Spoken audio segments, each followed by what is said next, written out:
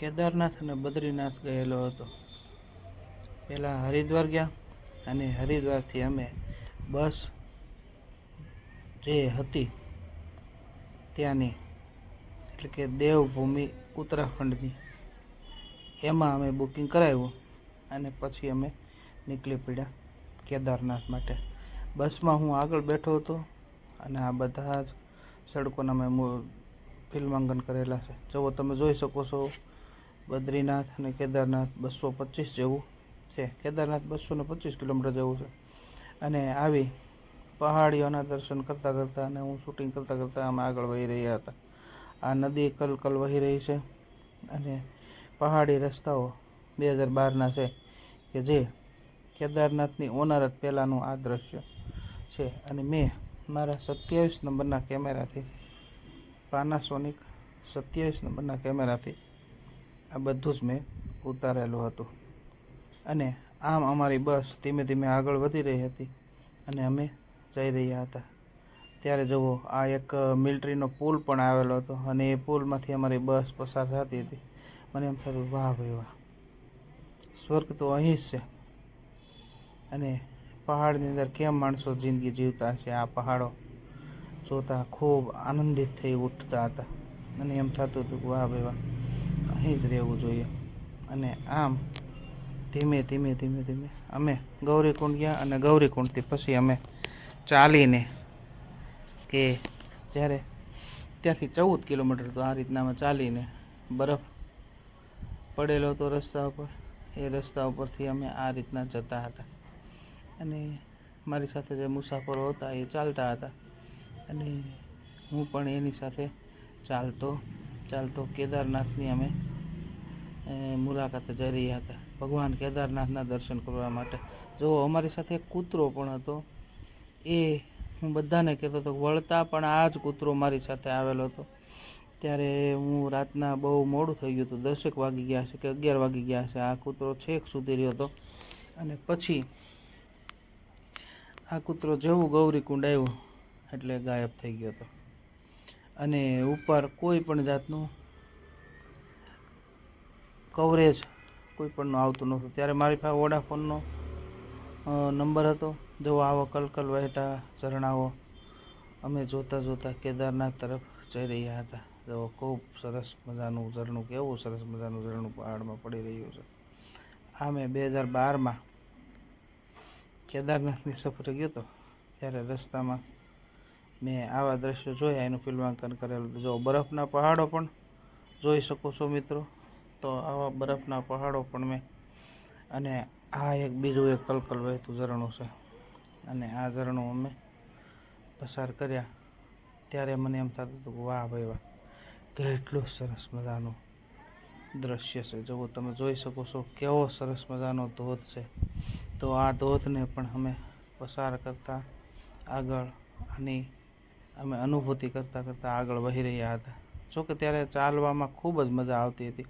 એક જેવો આવો કાચો પુલ અને એ પુલ ઉપરથી હાલવાનો હતો. એ પુલ ઉપરથી હું હાલ્યો, શૂટિંગ કર્યું અને પછી હું આગળ વધી ગયો. અને જુઓ કે કેટલું સરસ મજાનું ઝરણું છે. આ ઝરણા જોવાની પણ એક મજા છે.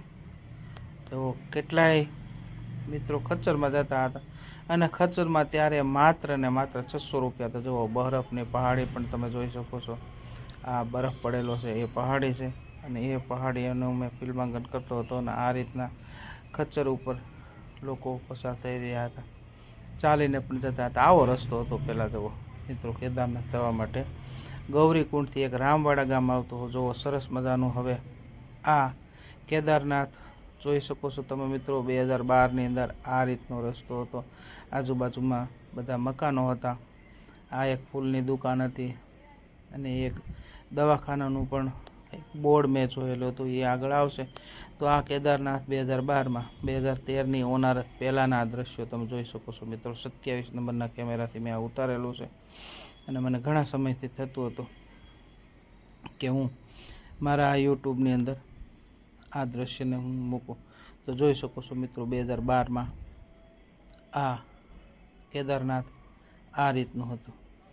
બરાબર. આ રીતના એના પગથિયાઓ હતા અને મંદિર આ રીતનું હતું. ત્યાંથી અમે પછી બદ્રીનાથ જવા માટે નીકળી ગયા હતા.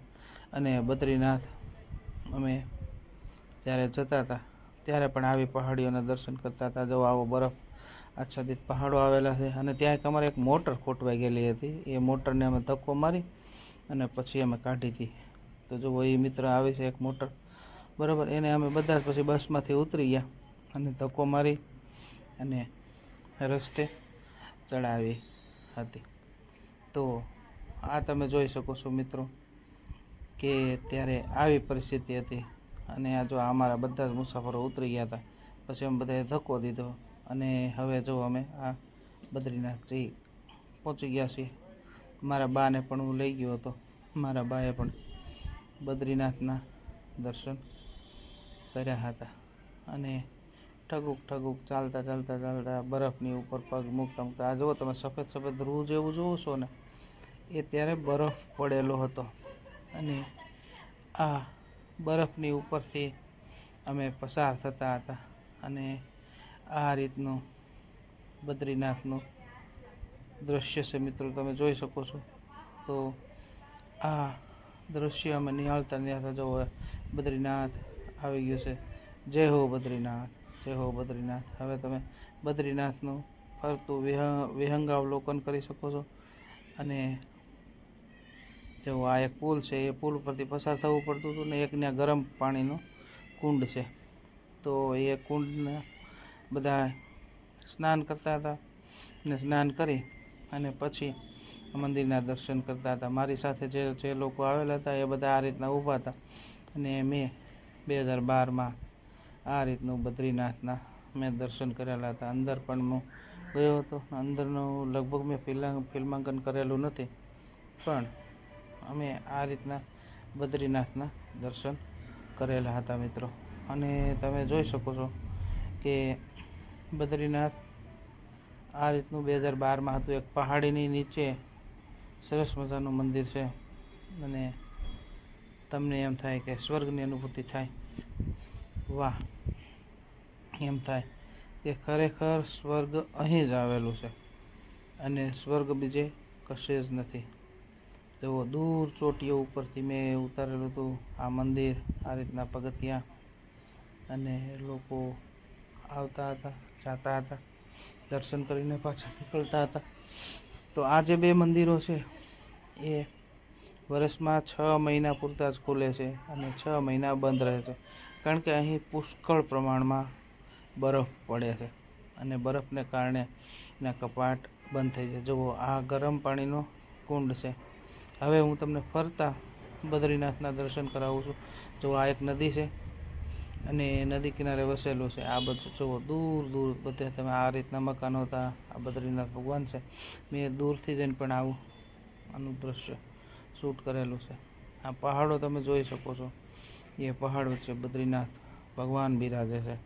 તો આ ભગવાનના અમે આ રીતના દર્શન કરેલા હતા. મને ખૂબ મજા આવી ગઈ. મેં કીધું વાહ ભાઈ વાહ, સ્વર્ગ તો અહીં છે. અને ખરેખર એમ થાય કે આ જ્યારે જોઈએ ને આપણે ત્યારે ખબર પડે કે બદ્રીનાથ ભગવાન એટલે કેવું પડે. અને પહાડની વચ્ચે બિરાજેલા છે. અને ત્યાંના લોકો પણ એટલા ભાવિક અને એટલા બધા સરસ આસ્થાળુ છે કે વાત પૂછવામાં. મને ત્યાં ખૂબ મજા આવી હતી. અને પછી આ રીતની અમે પછી વિદાય લીધેલી હતી. તો 2012માં મેં બદ્રીનાથ અને કેદારનાથના આ રીતના દર્શન કરેલા હતા. કેદારનાથના બહુ ઓછા દૃશ્યો મેં ફિલ્માવ્યા હતા, કારણ કે ચાલીને ગયા હતા. અને અહીં તો છેક સુધી બસ જતી રહી છે. માત્ર અડધો પોણો કિલોમીટર દૂર રહે ત્યાં પાર્કિંગ આવે છે. અને એ પાર્કિંગની માં અમે બસ મૂકી અને પછી અમે બદ્રીનાથના દર્શન કરવા ગયા હતા. જો આ ધીમે ધીમે બરફ પડી રહ્યો હતો, એના પણ તમે જોઈ